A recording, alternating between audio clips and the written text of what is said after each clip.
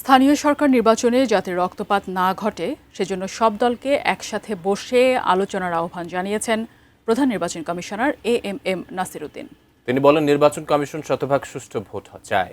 আইন ও বিধি সংশোধনের পরই স্থানীয় নির্বাচন নিয়ে সরকারের সাথে বসবে ইসি। স্থানীয় সরকার বিশেষ করে সিটি কর্পোরেশন নির্বাচন আয়োজন নিয়ে এরই মাঝে তোড়জোড় শুরু করেছে জামায়াতে ইসলামী ও জোটভুক্ত এনসিপি। যদিও সরকারি দল বিএনপি এখনও এ নিয়ে সরব নয়। দুপুরে আগারগাঁওয়ে নির্বাচন প্রশিক্ষণ ইনস্টিটিউটে reporters forum for election and democracy RFED আয়োজিত এক অনুষ্ঠানে সরকারি ও বিরোধী দলের নেতারা উপস্থিত ছিলেন। নীতিমালাটা নিয়ে ইলেকশন কমিশনের দৃষ্টি আকর্ষণ করব। অনুষ্ঠানে সরকার দলীয় হুইপ মিয়া নুরুদ্দিন আহমেদ অপু সুষ্ঠুভাবে জাতীয় নির্বাচন করায় নির্বাচন কমিশনকে ধন্যবাদ জানান। তিনটি নির্বাচনী ব্যবস্থাপনায় জনগণ যখন ভোটাধিকার থেকে বঞ্চিত হয়েছিল, তারপর সর্বজন গ্রহণযোগ্য একটা নির্বাচন ব্যবস্থা আমাদের দিয়েছিল বর্তমান নির্বাচন কমিশন।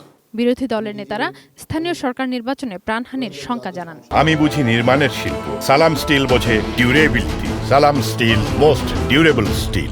স্থানীয় সরকার নির্বাচন হবে, এটা দিয়ে যেন আপনারা অন্তত জাতীয় নির্বাচনে যেটা পারেন নাই, ইতিহাসের উৎসম্মুখ সেটা হোক আমরা কামনা করছি।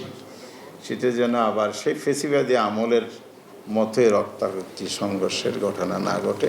লোকাল গভর্নমেন্টে যদি সুষ্ঠুভাবে না হয়, সেটাতে কিন্তু রাজপথ, আমরা আবারও বলছি, ভয়াবহ উত্তপ্ত হবে। এ নিয়ে কথা বলেন প্রধান নির্বাচন কমিশনার এএমএম নাসির উদ্দিন। সুশৃঙ্খলভাবে স্থানীয় নির্বাচন আয়োজনে সব দলকে আলোচনায় বসার আহ্বান জানান তিনি। রাজনৈতিক দলের সহযোগিতা আনা দরকার।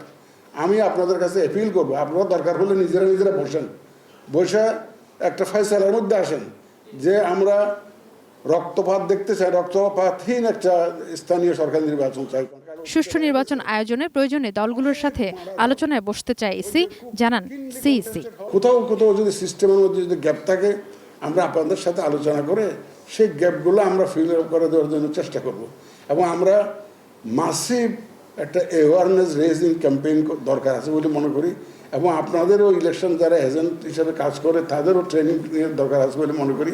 সিইসি দাবি করেন, জাতীয় নির্বাচনে ইসির পক্ষপাতহীনতা ও অন্তর্বর্তী সরকারের হস্তক্ষেপ না থাকায় ভোট সুষ্ঠু হয়েছে। এই ভোটটা আপনার অধিকার, এটা আপনি রক্ষা করবেন, আমরা আপনাদের পাশে আছি।